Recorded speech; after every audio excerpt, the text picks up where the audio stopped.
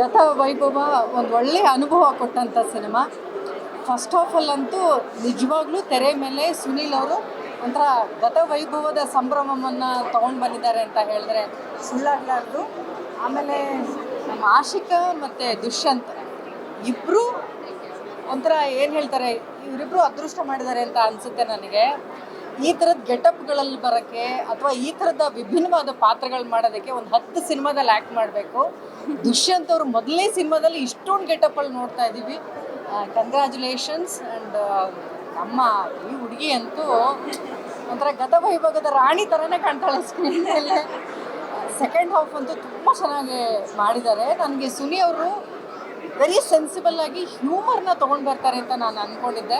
But ತುಂಬ emotional content ಇಟ್ಕೊಂಡು ಈ ಸಿನಿಮಾನ ಮಾಡಿದ್ದಾರೆ. ದುಷ್ಯಂತ್ ಅವ್ರಿಗಂತೂ ಮೊದಲನೇ ಸಿನಿಮಾ ಅಂತ ಅನಿಸೋದೇ ಇಲ್ಲ ನಮಗೆ.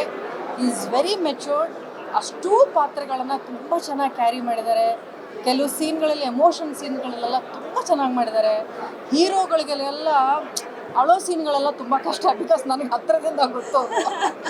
ಹಿ ಹಸ್ ಕ್ಯಾರಿಡ್ ಸೋ ವೆಲ್. ತುಂಬ ಚೆನ್ನಾಗಿ ಮಾಡಿದ್ದಾರೆ.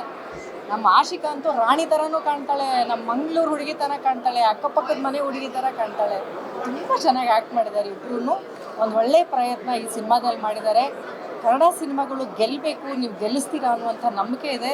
ದಯವಿಟ್ಟು ಇಂಥ ಸಿನಿಮಾಗಳನ್ನು ಬಂದು ನೋಡಿ ಪ್ರೋತ್ಸಾಹ ಮಾಡಿ. ಇಂಥ ಹೀರೋಗಳಾಗಲಿ ಸುನಿ ಅಂತ ನಿರ್ದೇಶಕರಿಗಾಗಲಿ ಮತ್ತೆ ಇಷ್ಟು ಒಳ್ಳೆಯ ಅವಕಾಶಗಳು ಸಿಗಬೇಕು. ಒಟ್ಟಾರೆ ತಂಡಕ್ಕೆ ಹಾರ್ಟ್ಲಿ ಕಂಗ್ರ್ಯಾಚುಲೇಷನ್ಸ್. ಒಳ್ಳೆಯದಾಗಲಿ. ಗ್ಯಾರಂಟಿ ನ್ಯೂಸ್, ಸುದ್ದಿ ಖಚಿತ, ನ್ಯಾಯ ನಿಶ್ಚಿತ.